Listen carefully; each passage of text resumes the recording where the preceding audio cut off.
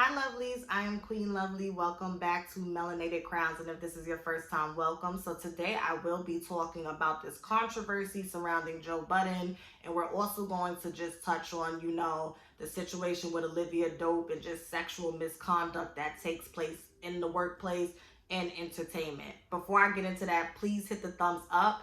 Make sure you comment below to let me know what you think about this topic. I usually pin a discussion question. The more comments, the more likes, the better our engagement looks, and the better, the algorithm recommends us. We want the Melanated Crowns community to grow. I want as many Black women who can take or need something from, my videos to come across. So make sure you're sharing and just promoting the content. And I love you all and I appreciate you all. Before I get into this video, I just want to note that I do have a spring sale on my phone session. So if you want to book a spiritual advising session with me, 10 minutes for $15.55, 15 minutes for $25.55. You could also use the code Melanated10, and that takes $10 off of any of my sessions. So, I am a Black woman. I have my own legitimized business, Melanated Crowns LLC. So make sure you support. It is a spiritual advising business. And yeah, let's get into this. I have my notes, so let's go. So Joe Budden has been under a lot of fire, okay? This started when he decided to basically dismantle the Joe Budden podcast. He fired Rory and Maul, I guess, on their day off when they weren't there.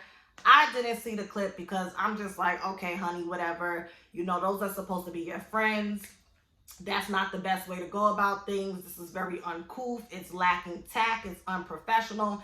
And I knew Joe Budden was going to have to eat his words sooner than later, okay? So actually, when he did it, a lot of people were on Joe Budden's side.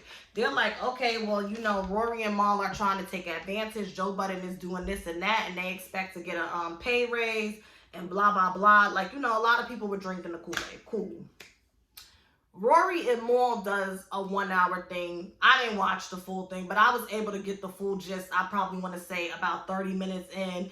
And basically, Joe Budden lied. They were able to debunk a lot of things that Joe Budden said with proof and so on and so forth. And we just basically, figured out, okay, their story sounds more plausible. So this Joe Budden's looking crazy out here. A lot of people's not effing with it because, see, it's one thing to go up against Spotify, right? It's one thing to, who was he arguing with before he got on Spotify? I don't know. So yeah, it's one thing to go up against Spotify. It's one thing to go up against Charlamagne and go up against the Breakfast Club, because the way that he frames them is like, okay, these are corporations. They're working for the white man, or they are the white man. And, I'm this Black man trying to go independent, and they don't understand. But didn't I tell y'all? And I don't know if this commentary is on my Patreon or my YouTube last year. I told y'all Joe Budden only sounds super intelligent and super smart to people that are dumb. And you can take that however you want it, because I've seen through all of Joe Budden's bullshit, okay? Let's get into it. Olivia Dope, okay, she comes out and she basically is saying that the reason why she left that podcast, that whatever, I don't watch it, but it's on his network with the women, Bridget Kelly and them. I think it's called Girl I Guess, or see, the thing is, maybe Girl I Guess is Karen Civil's podcast, and that's also on the Joe Budden network. She says she left the podcast because Joe Budden made her feel uncomfortable with some sexual misconduct. I'm not going to get into all of the details because I'm sure y'all done seen the video and seen everybody give a recap of it. Okay, this is what I want to talk about. People keep saying, well, why is she coming out now? Why now? Why is she coming out now? She's clout chasing. She kicking that man while he's down, this, that, and the third. I want to challenge, encourage, and suggest that you ask yourself this question. Why do we not have a society that creates a safe space for women, especially Black women, that are victims of misconduct in the workplace by way of men, powerful men? Why doesn't society create safe spaces for them to feel comfortable enough to speak up right away? as a black woman in the workplace, when you are made to feel uncomfortable by someone who's supposed to be your boss, your superior, okay, your supervisor, whatever you want to call it, your employer, and this is someone who has, you know, a solid reputation, they have status, they have money, and you done seen time and time again that a bunch of egregious claims and allegations has come against this individual, and they've still been able to be looked upon as this and that, would you feel comfortable coming out? And this is unfortunate what I'm about to say, and I don't want to assume, but I can only imagine Olivia Dope is like, okay, well, he sat on a pregnant woman's stomach. Sin Santana, who is the mother of his youngest son, says that he masturbates his dog and he's inappropriate with their son, kissing him on the mouth and whatnot, and nobody has canceled him or got him out of here yet. So is me coming out and saying that this man said inappropriate things to me and then gave me a hug where he was thrusting his bottom half at me, are these claims disproportionate to the claims that already came against him?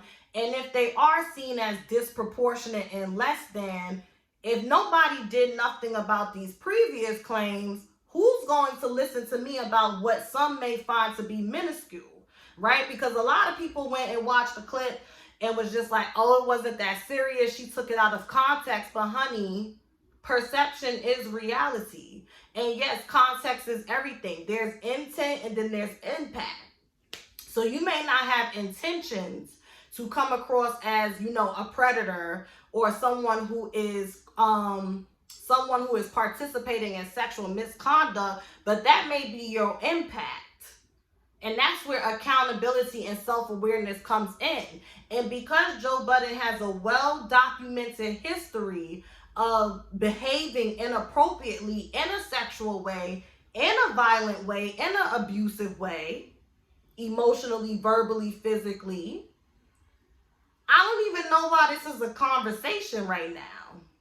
And it's so funny because in the midst of the, well, why is she waiting until now conversation, you're proving her point. You are proving her point. And like I said, I want to challenge you to ask yourself, how come society does not promote enough safe spaces for women, especially black women, okay, to feel comfortable enough to hold these superiors, these male superiors, accountable when they cross over that line from professional to personal to uncomfortable? And you want to know why? Because you have people like Russell Simmons. They have a whole documentary out about this man, and this man is doing surprise pop-up and Zoom calls with Mark Lamar Hill. You have people like Charlamagne the God. No, nothing has ever been proven, but this man has admitted to putting Spanish fly in women's dreams. This man has admitted to being involved in a sexual misconduct case or whatever the case may be. Until this day, it really is his word against that young lady Jessica Reed, because it won't. You submitted your DNA, but she didn't follow through with it, so we don't know. So I'm Olivia Dope, and I'm actually in this space, and I probably have female peers and colleagues that have been sexually violated, harassed, and assaulted by people in this industry who's still moving about like, you know, shit is all good, okay? How come there's no Me Too movement in hip-hop? Like, we're not about to play these games. We're not about to play these games. And it's heartbreaking because I could not imagine. And it's crazy because before I got on here, I seen Lady Gaga did an interview about being raped when she was 19 or 20 years old by a producer, which resulted in a pregnancy. Like, what the fuck is going on? And she doesn't even want to say the producer's name. And you see a lot of people's like, well, she needs to speak up. You can't tell somebody what to do with their trauma. It's easy for us to say she needs to speak up, but she is going to have to live with that decision.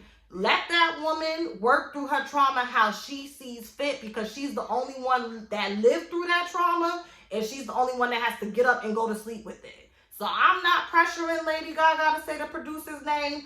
Let her do it how she sees fit and what makes her feel comfortable, because she has to live with those choices, not me, Queen Lovelee, and not y'all Lovelees, okay? So I just want to put that out there. Stay out that woman's comments. Don't be bashing her, and, well, if you're not going to say it, like, please shut the fuck up, because some of y'all was pissing me off in those comments. I'm just like, the ignorance, the aloofness, you know?